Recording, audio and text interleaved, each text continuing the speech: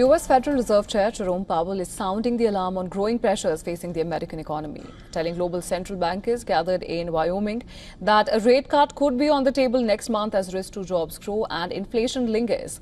Well, Powell, however, did not announce any move, but investors got a message and shifted their expectations pretty fast.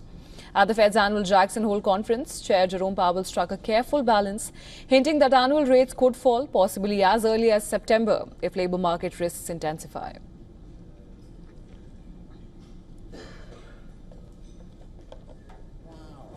The shifting balance of risks may warrant adjusting our policy stance. In the near term, risks to inflation are tilted to the upside and risks to employment to the downside. The shifting balance of risks may warrant adjusting our policy stance.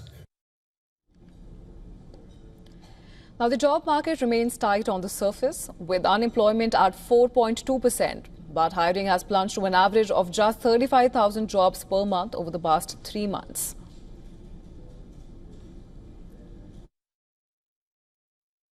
While the labor market appears to be in balance, it is a curious kind of balance that results from a marked slowing in both the supply of and demand for workers. This unusual situation suggests that downside risks to employment are rising. And if those risks materialize, they can do so quickly.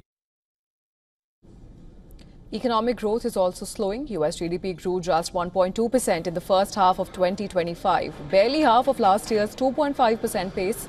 With consumer spending cooling sharply, inflation, meanwhile, is still a concern.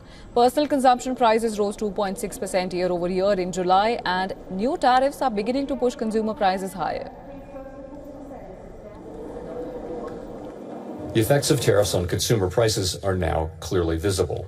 We expect those effects to accumulate over coming months, with high uncertainty about both timing and amounts. Powell also warned of a potential wage price spiral if rising costs lead to demands for higher pay.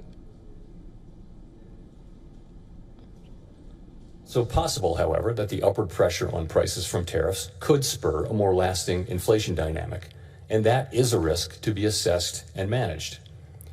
One possibility is that workers who see their real incomes decline because of higher prices demand and get higher wages from employers, setting off adverse wage price dynamics.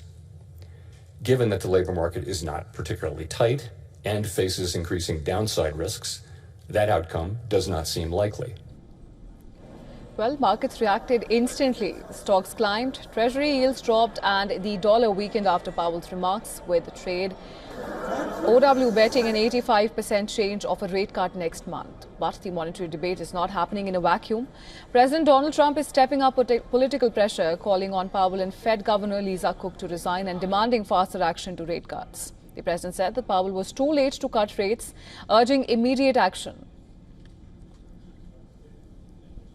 So Jackson Hole, Jay Powell today said he suggested that they might cut interest rates, but they don't proceed. Well, we call him too late for a reason. He should have cut him a year ago.